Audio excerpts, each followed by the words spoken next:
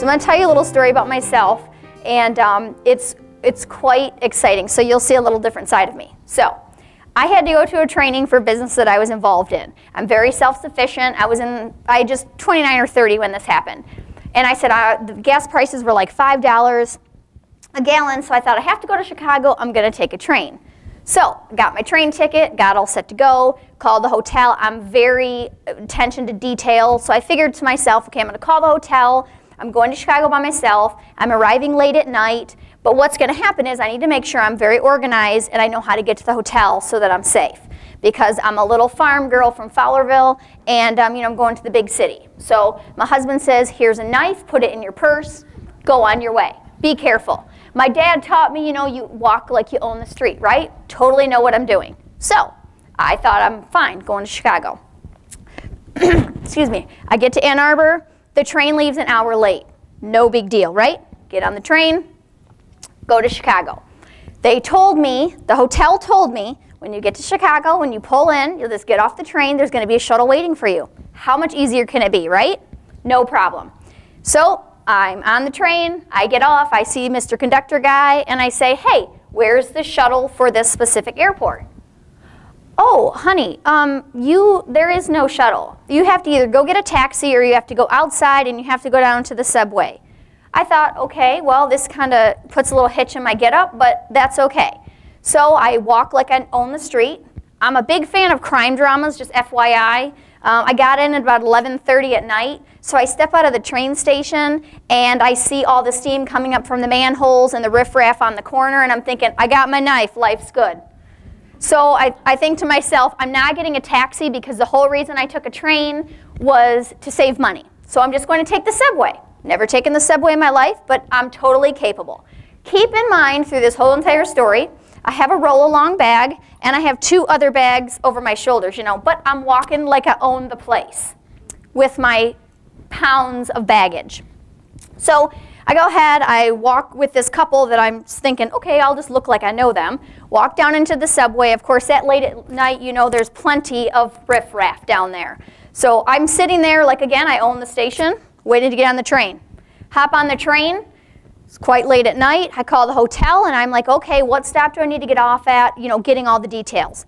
And they said, if you're not there by 1 a.m. to this certain stop, the shuttle will leave, and you'll have to take a taxi. Again, defeating the whole purpose of taking the train. But again, super confident. Life is good. Everything's exactly the way that I planned. Sitting there, people are trying to talk to me. The random people that late at night trying to talk to a young girl with all the bags. Clearly, she's not from here. So I basically am just sitting on the train. I'm getting, that fear is kind of rising up in me little by little bit here. This is not exactly what I planned. So it's like 12:45. I'm looking at the stops on the sub. Keep in mind, I've not ever been on a subway. So I'm like, okay, I'm thinking 2-3 minutes between each stop. I'm trying to calculate the whole thing, right? So I'm sitting there, and I think to myself, I don't make it by 1. This is not the way I planned it. So I'm starting to get the fear. I'm starting to get a little bit angry at the people that I talked to 6 weeks ago at the hotel. So I'm almost there, and I called, and I said, please, I'm going to be there like within 5 minutes. I might be like 2 minutes after 1. Can you please wait? They said, no. No, we cannot wait. If you do not make it there by 1, they're leaving. That's it. Too bad.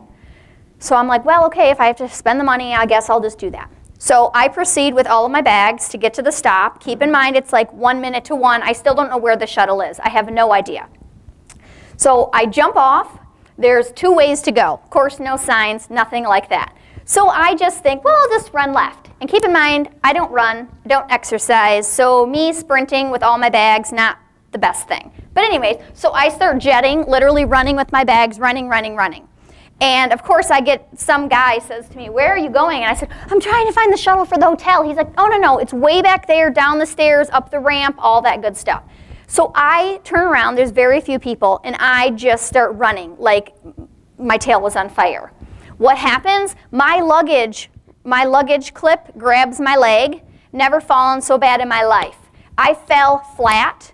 The adrenaline was so much thinking, I've got to get there, I have to get there, I have to get there. I popped right back up, ran. Of course, by the time I actually got there, nice elderly shuttle driver, I can't breathe, I've got my water, I'm shaking. He says, honey, what are you doing? Are you okay? What's happening? And I'm like, they said if I, hang on, I can't breathe. They said if I didn't get here, you would leave. Oh, honey, I would have waited. I knew you were coming. You just took your time. Of course, you know how really thrilled I was with the hotel at that point. So he got me in the shuttle. I got to the hotel. That's pretty much the end of the story. I was safe. I didn't have to use my knife. It all worked out to my advantage. The moral of the story is this. Chase after your passion like it's the last bus of the night. If half of us ran with half as much intensity as I was sprinting with my bags and my stuff and tripping and falling and not even realizing, I mean, the next day I got up, I had bruises. My knees instantly turned black, my elbows, it was quite painful. But here's the thing, in the midst of it, because I had to get there and I had that much passion about getting to that shuttle, you got to do it. So just remind yourselves every day, whether it's social media, whether it's trying to tame the email beast, whether it's trying to be optimistic, whether it's whatever it is, chase after your passion and what you're doing like it's the last bus of the night. Thank you very much.